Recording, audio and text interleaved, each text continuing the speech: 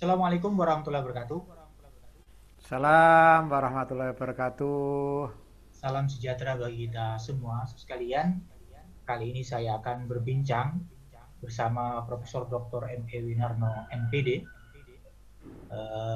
Beliau adalah dosen Universitas Negeri Malang. Kita akan berbincang seputar membangun perkuliahan online penjaskes di masa pandemi COVID-19. Langsung saja, saya sapa beliaunya. Assalamualaikum, Robin.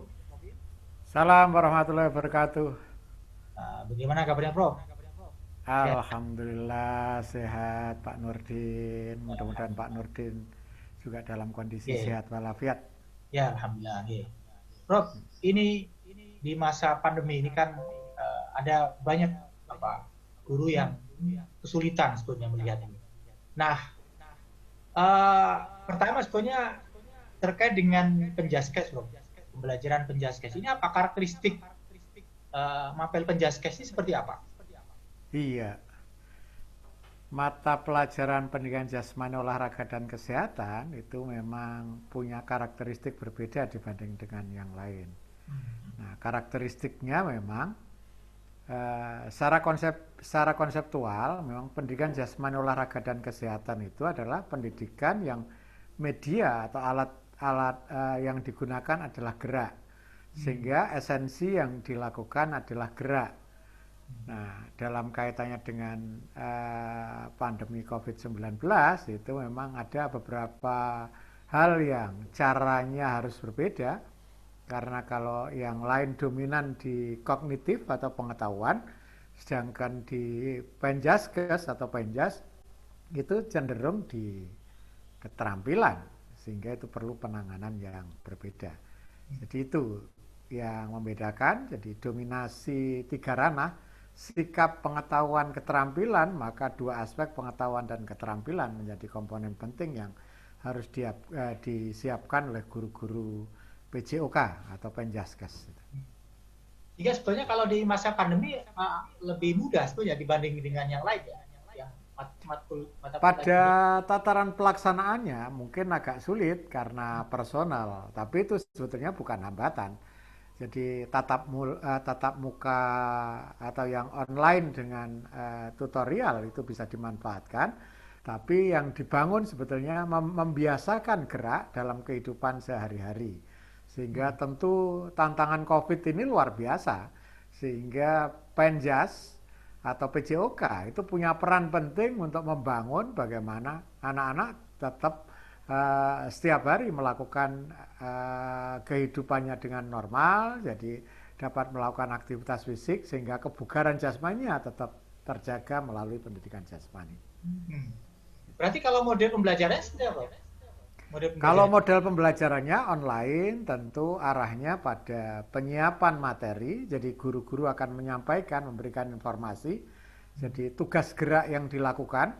Jadi misalnya kalau pembelajaran harus dipilih uh, yang memenuhi protokol COVID. Jadi aktivitas-aktivitas yang sifatnya personal itu yang direkomendasikan. Jadi Hmm. kegiatan pembelajaran online itu sebetulnya untuk memandu anak-anak itu setelah dilakukan komunikasi online, maka di rumah dalam seminggu dia akan melakukan aktivitas jasmani. Jadi saya contohkan misalnya, karena karakteristiknya memang berbeda.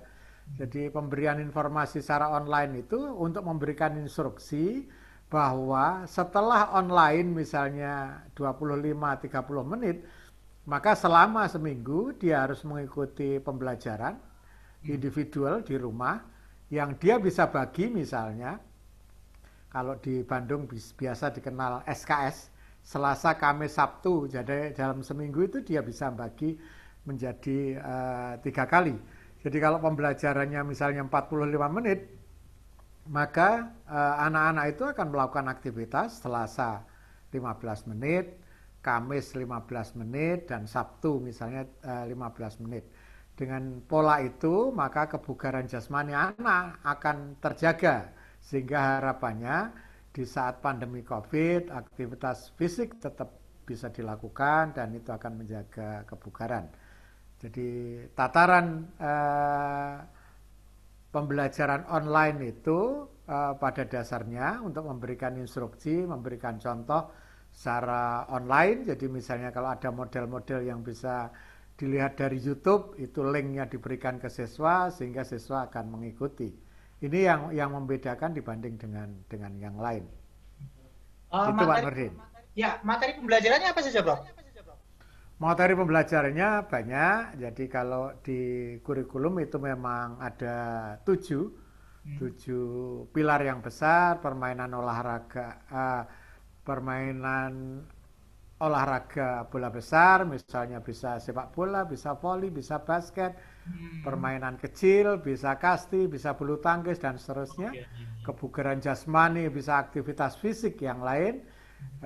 Dan dari sisi waktu biasanya online itu diperlukan dalam waktu 25 menit. Karena itu terkait dengan fasilitas yang dimiliki anak-anak. Jadi kalau di SMA itu tentu mempertimbangkan kuota dan jaringan.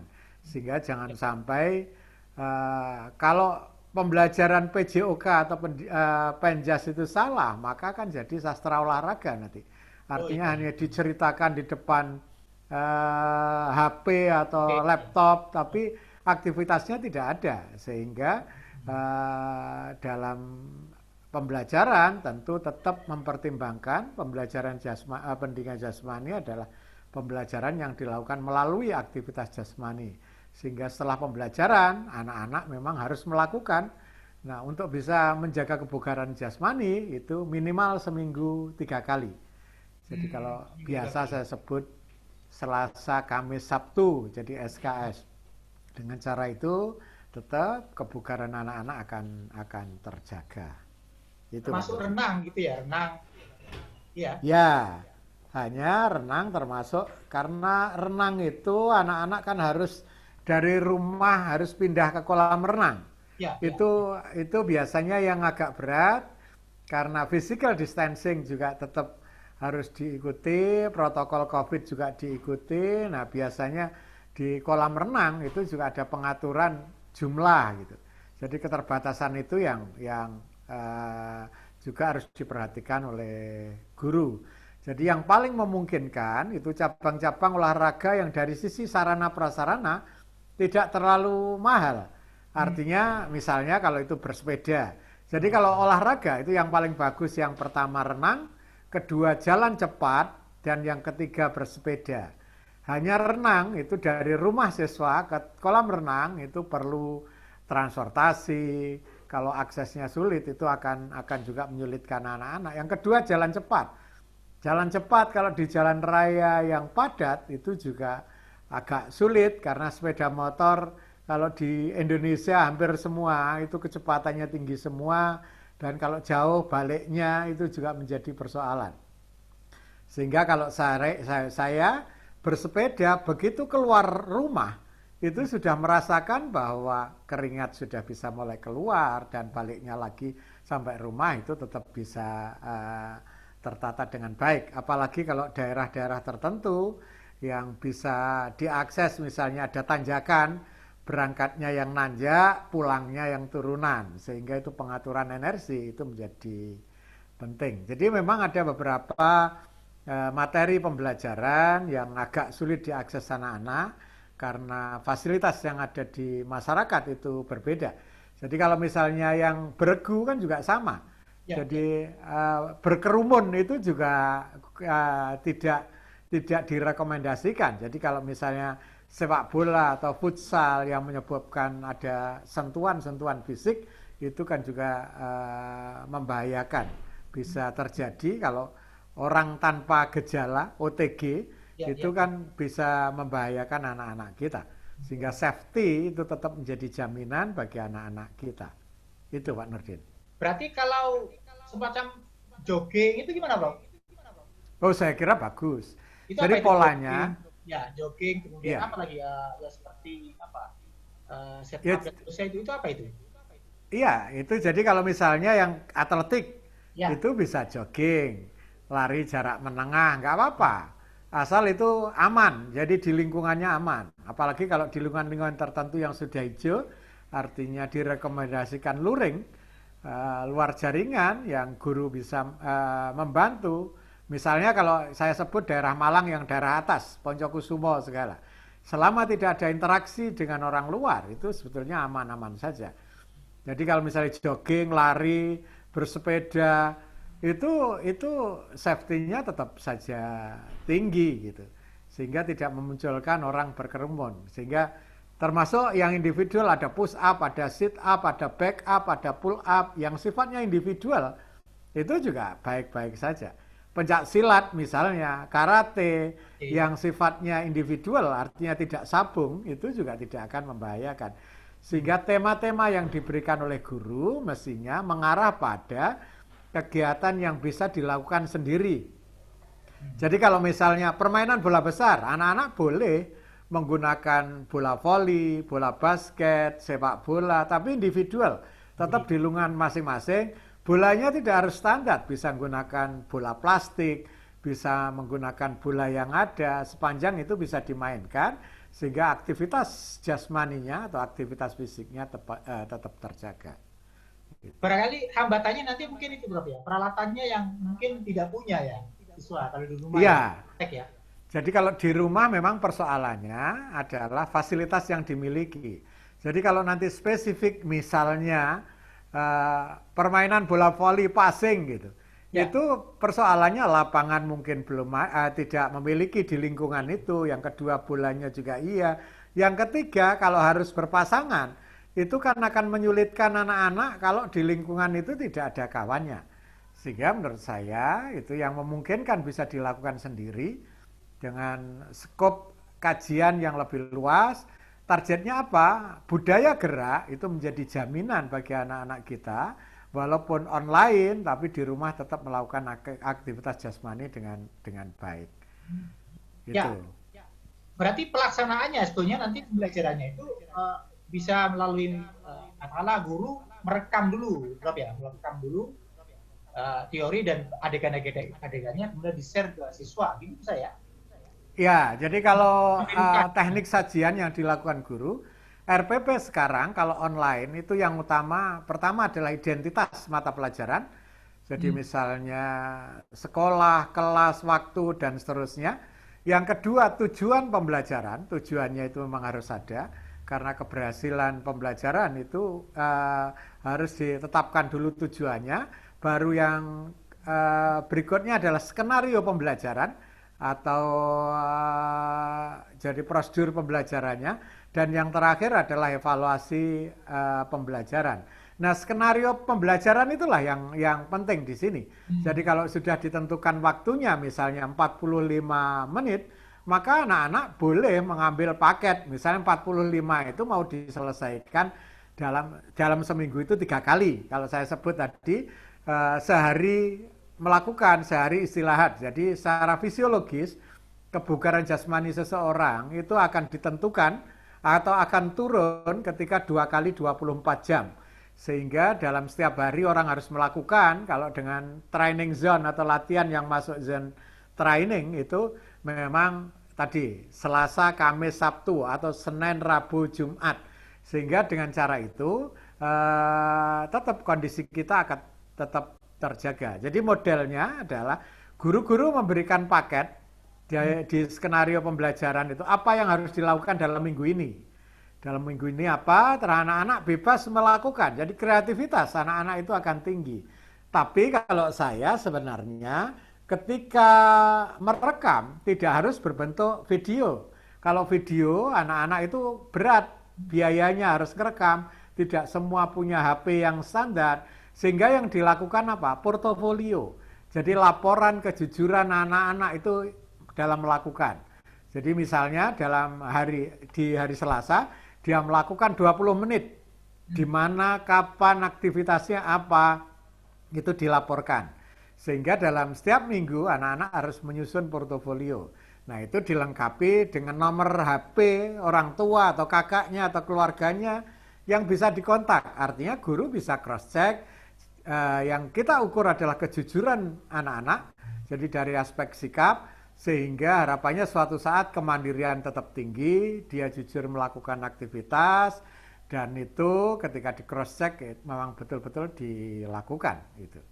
Artinya siswa kan tidak harus merekam kegiatan mereka kan gitu ya? Oh enggak. Ya harus Jadi kan. kalau Biasanya kan ada kan yang memerintahkan direkam kemudian dikirimkan lagi ke guru kan gitu sebagai bukti bahwa melakukan aktivitas. ya, jadi kalau rekaman itu sebetulnya data dukung tambahan saja.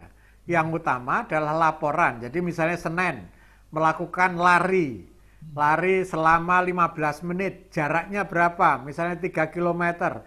Nah, guru harus percaya itu dilakukan siswa. Tapi siswa ketika membuat laporan itu harus dilengkapi dengan tadi nomor telepon yang lain, bukan teleponnya siswa saja, tapi dari keluarga yang memang bisa diikuti. Dengan cara itu, saya kira itu akan memulai, jadi kehidupan anak-anak akan jujur menyampaikan apa yang dilakukan, sehingga suatu saat bisa di cross check. Kalau kondisi sudah normal, itu kan bisa dicek tes lari 2,4, waktunya berapa. Kalau dia memang masuk 15 menit misalnya atau 12 menit, oh berarti betul. Jadi selama ini ketika di rumah, dia juga melakukan aktivitas. Sama yang lain, jadi kalau ini sudah saya lakukan, jadi ketika saya ngajar permainan bola voli, ketika normal saya minta anak-anak berpasangan melakukan passing, misalnya selama 1 menit, si A berpasangan dengan B bebas bagi saya, siapapun pasangannya, maka laporannya personal. Jadi kalau ada yang laporan berbeda, misalnya satu menyampaikan dalam 1 menit itu 40 kali, yang satunya 30 kali, itu tinggal di cross check aja. Dua anak A dan B tadi diundang untuk melakukan passing berpasangan, baru dikonfirmasi. Jadi kalau hasilnya berbeda, tentu ada ketidakjujuran. Sehingga penilaian sikap itu menjadi penting di situ. Nah, kalau tadi rekaman itu saya kira agak berat lah. Artinya jangan sampai membebani terlalu mahal dan waktunya panjang, itu kan kasihan juga ke anak-anak.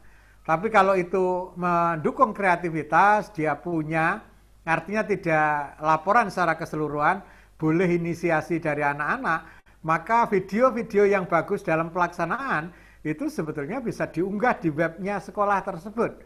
Jadi misalnya aktivitasnya kebugaran jasmani, push up atau sit up atau back up atau pull up, mereka rekam full dan itu benar gerakannya atau salah pun gerakannya, itu guru bisa mengomentari ini karya mahasiswa yang dilakukan saat pandemi COVID-19, sehingga itu menginisiasi, memperkaya wawasan dan aktivitasnya tetap bisa dilakukan. Dan kalau itu dilakukan, maka link-link di YouTube kalau diunggah itu bisa digunakan contoh itu. Berarti dalam pelaksanaannya RDP-nya di Penjaskes ini lebih ringkas tuhnya ya? Lebih ringkas? Ya, ringkas. Hanya pilarnya 3. Tujuan, skenario, evaluasi. Jadi keberhasilan tujuan itu dapat diukur dari evaluasi yang digunakan. Tapi bentuk laporannya menggunakan portofolio. Karena itu memberikan keleluasaan kepada anak-anak untuk jujur menyampaikan apa yang dilakukan. Sehingga anak-anak itu mulai belajar menulis di situ. Itu yang kaitannya. Evaluasinya berarti gimana nanti evaluasinya itu? Evaluasinya menggunakan portofolio. Jadi kalau evaluasi itu kalau di PJOK itu pilarnya kan sama. Ada sikap, ada pengetahuan, ada keterampilan. Kalau pengetahuan itu saya kira semua sudah clear lah. Dengan Google Form misalnya, jadi evaluasi online itu bisa dilakukan. Tapi kalau sikap kan nggak bisa. Sikap dan keterampilan itu nggak bisa. Nah, ada 2 cara yang bisa dilakukan. Jadi evaluasi personal yang dilakukan, yang kedua dengan portofolio. Jadi portofolio itu menyampaikan, menuliskan apa yang dilakukan anak-anak dalam seminggu itu, selama melakukan aktivitas itu, dan itu dilaporkan mingguan. Dengan cara laporan mingguan, yang pertama anak itu akan tertib lah gitu. Jadi kalau misalnya di sekolah menggunakan gurunya menggunakan Google Classroom, maka setiap minggu anak-anak itu membuat laporan. Jadi ketika laporan dikirim, ada bisa menggunakan 3 kategori. Yang pertama ngirim tepat waktu, kedua ngirim terlambat, dan yang ketiga tidak ngirim tugas. Sehingga ketika tiga penilaian tadi digunakan, maka sebenarnya kedisiplinan itu sudah terukur dari situ. Nah, kaitannya aktivitas, tentu yang dilihat adalah berapa kali dalam seminggu anak-anak itu melakukan aktivitas jasmani. Karena normalnya memang untuk menjaga kebugaran jasmani itu adalah seminggu 3 kali.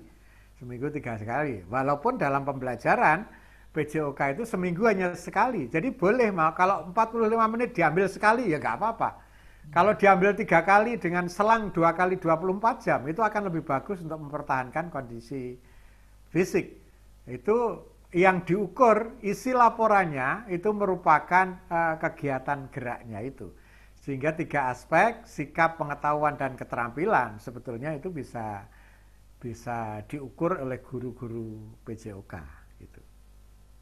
Baik, Prof. Terakhir, kira-kira apa imbauan bagi guru penjaskes ini? Iya, jadi bagian akhir dari diskusi kita kali ini, saya kira yang utama bagi guru-guru penjaskes atau PJOK di Indonesia, tetap lakukan kegiatan sesuai dengan protokol COVID-19, karena kesehatan adalah pilar utama yang harus dilakukan. Daerah yang hijau itu bisa luring, luar jaringan. Jadi anak-anak dipandu itu bisa. Tapi kalau masih merah, hindarilah luring, tetap online. Nah, caranya online bukan berarti diceramai anak-anak disuruh mendengarkan lewat HP atau lewat laptop terus disuruh lari-lari melakukan aktivitas. Tapi gunakan pola belajar gerak, jadi kognisi, asosiasi, otomatisasi.